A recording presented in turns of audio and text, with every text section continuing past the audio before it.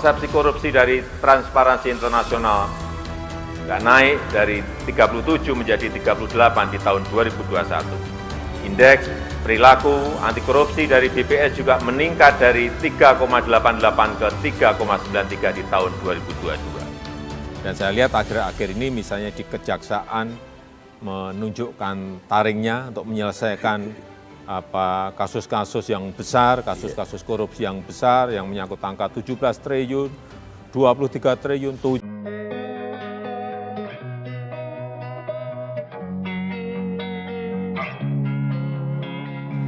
Losing time, I'm fading fast. I just wanna make it last. Try to let go of the past. I close my eyes, embrace the blast. Sleepless nights and headaches stack. Restlessness to hell and back. What's my purpose? What do I grab? A slippery surface, a heart attack. And sometimes you just gotta believe there's something that'll give you relief.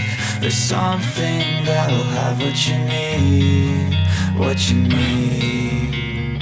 We're broken, it's tragic. We're not all elastic, but maybe there's magic. Believe you could have it. And I know of sadness, the anxious and panic, the infinite vastness of all that is blackness.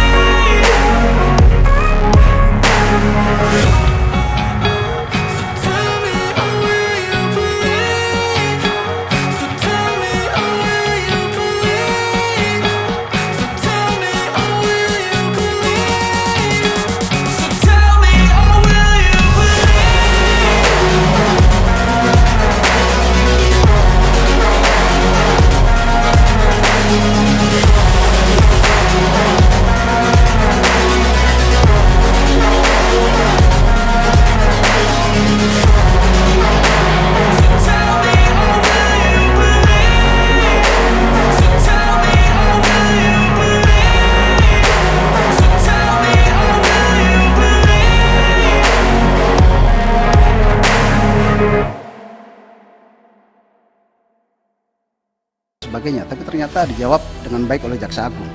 Saya memberi apresiasi atas sejumlah kasus yang ditangani oleh Kejaksaan Agung selama ini. Yang terakhir itu kasus Surya Darmadi. Luar biasa.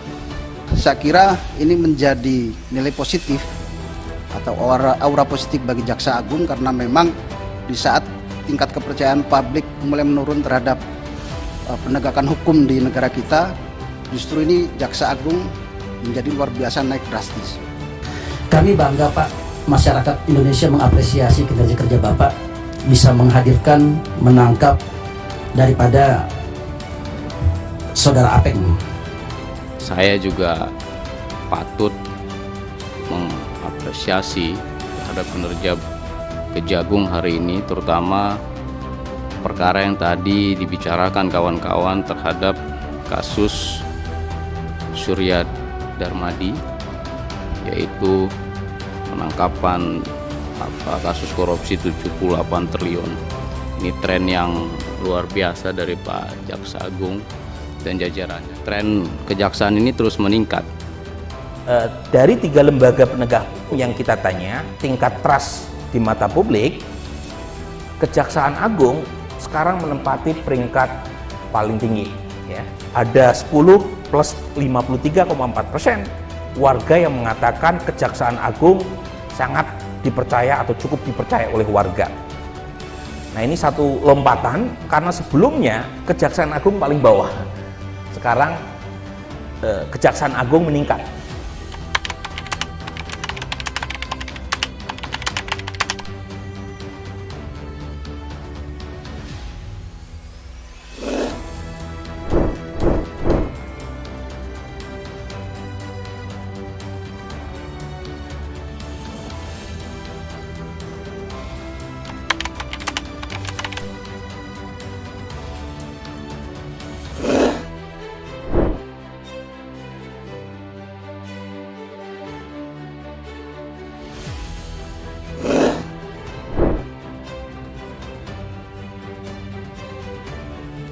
Saudara, kepercayaan publik terhadap kinerja Kejaksaan Agung di era kepemimpinan Jaksa Agung Sadityar Burhanuddin terus mencatatkan tren yang positif. Tingkat kepercayaan publik selalu mengalami peningkatan setiap tahun. Kinerja yang dilakukan oleh Kejaksaan Agung selama ini selalu mendapatkan tanggapan yang positif, baik dari pemerintah maupun masyarakat. Gaya kepemimpinan ST Burhanuddin sebagai Jaksa Agung pun disejajarkan dengan pendahulunya, yakni Jaksa Agung Suprapto. Pakar Hukum Pidana Universitas Al-Azhar Indonesia, Profesor Suparji Ahmad menilai, Jaksa Agung saat ini ST Burhanuddin mampu menjalankan tugasnya dengan baik sebagai Jaksa Agung yang modern, profesional, dan humanis. Bahwa Pak Burhanuddin, Profesor Burhanuddin ini sebagai Jaksa Agung adalah Jaksa Agung yang mampu menunjukkan sebagai Jaksa Agung yang modern, di mana beliau mampu bertindak secara profesional, ya, secara humanis, dan mampu menyelesaikan masalah-masalah hukum yang dihadapi oleh negeri ini. Kalau kita bandingkan dengan pendahulunya, misalnya Pak Suprapto itu dulu berani bertindak secara tegas, menangkap para menteri, ya, dan jenderal pada waktu itu. Suprapto menjadi satu-satunya Jaksa Agung yang menjabat selama 9 tahun. Suprapto dikenal sebagai sosok yang memiliki kewibawaan besar dan gigih dalam mempertahankan hukum dan undang-undang yang berlaku. Bahkan beliau tidak segan mempertaruhkan nyawanya demi mempertahankan keyakinannya. Beda Suprapto, beda pula Jaksa Agung ST Burhanuddin. Selain tegas, Burhanuddin juga dikenal sebagai sosok yang humanis. Atas inisiatif Burhanuddin pula lah, rumah restoratif justice tersebar hampir di seluruh wilayah Indonesia. Rumah restoratif justice merupakan sebuah program dan aturan yang memupus stigma hukum tajam ke bawah, tumpul ke atas.